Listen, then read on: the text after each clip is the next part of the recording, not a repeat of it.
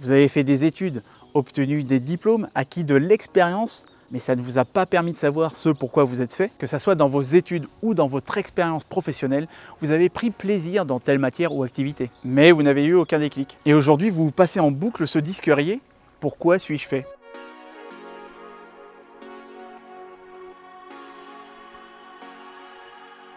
Comment trouver sa voie, comment trouver ce qui me fait vibrer. Étudier et suivre la voie générale en vous préparant à être formé pour le salariat pour les 40 prochaines années de votre vie. C'est ce qu'un parent, un prof ou un conseiller d'orientation a voulu pour vous à un moment de votre vie où vous ne saviez pas ce que vous vouliez faire. De toute façon, peu importe ce que vous deviez étudier du moment que cela soit de longues études. Seulement, entre-temps, il y a eu l'inflation des diplômes, plus de diplômés que de postes à pourvoir. Bref, c'est un autre sujet. Donc on a beaucoup d'idées pour vous, mais en ce qui vous concerne, vous ne savez toujours pas ce que vous voulez faire. Connaissez-vous la notion de flow? Un psychologue dont je mettrai directement le nom en sous-titre, difficile à prononcer, est le fondateur de la théorie du flow, aussi appelée état de flow. Cet état de flow est aussi connu sous le nom de zone. C'est l'état mental de concentration dans lequel une personne se situe lorsqu'elle se consacre à une activité. C'est un état de concentration.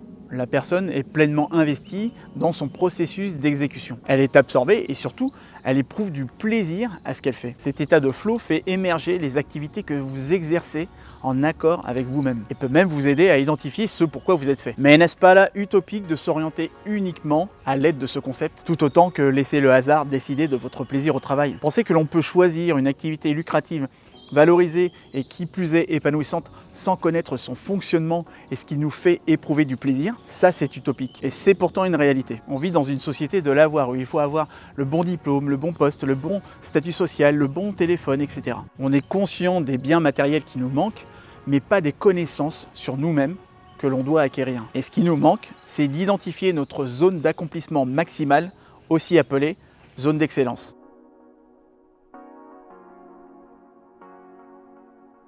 Nous possédons tous une zone d'excellence, une zone dans laquelle nous excellons dans ce que nous faisons, où nous sommes pleinement concentrés et où nous obtenons des résultats. Seulement, la plupart d'entre nous s'en remettent au hasard pour la découvrir ou attendent un concours de circonstances.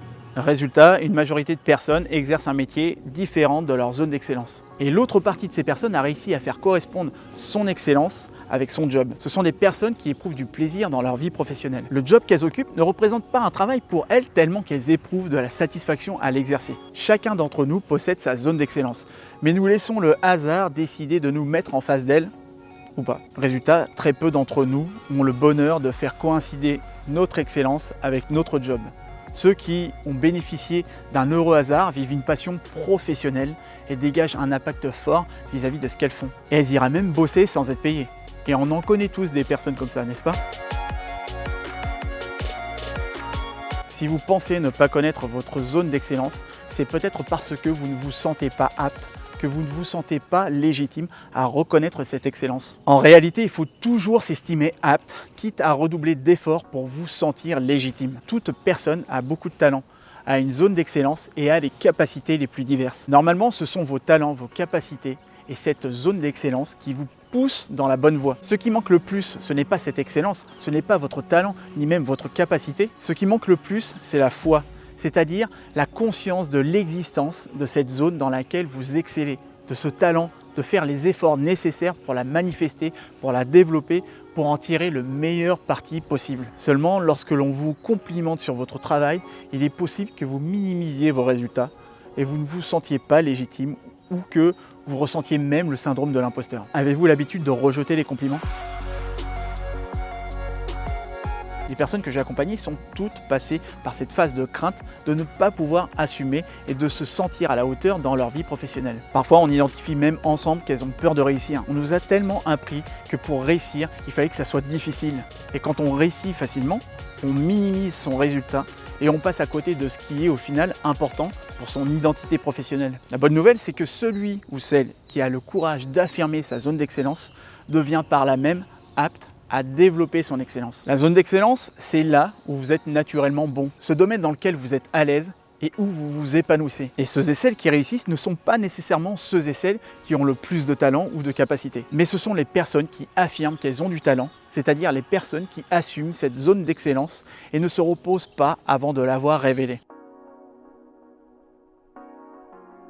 Si autant de personnes s'ennuient au bout de 3-4 mois dans tous les nouveaux métiers qu'elles exercent, c'est parce qu'on leur demande de rentrer dans un cadre. Ce cadre dans lequel on leur demande de se spécialiser parmi un panel de compétences et de domaines limités. Et le souci, c'est que la zone dans laquelle vous excellez ne se situe peut-être pas dans le cadre de compétences liées à ce secteur, à ce métier ou à ce projet dans lequel vous êtes. Et il est probable qu'elle soit en dehors de ces cadres. Donc sortez du cadre et franchissez les frontières. C'est à vous de créer votre propre palette de compétences personnelles. Pour certains, le sens attaché à une activité représente leur zone d'excellence. Pour d'autres, ça sera l'exercice d'une compétence ou la réalisation partielle d'une tâche, ou encore les liens affectifs noués entre les collègues de travail. En gros, il vous faut assembler les pièces d'un puzzle qui vous représente. Pour cela, analysez chaque cadre que vous avez identifié dans votre parcours et identifiez la part de zone d'excellence de chaque expérience. Toutes ces expériences dans lesquelles vous avez excellé, ces expériences où vous avez éprouvé du plaisir et où vous avez eu des facilités à réaliser une tâche. Tout cela constitue votre identité. Le problème, comme je vous le disais, c'est qu'on a trop pris l'habitude de minimiser nos réussites.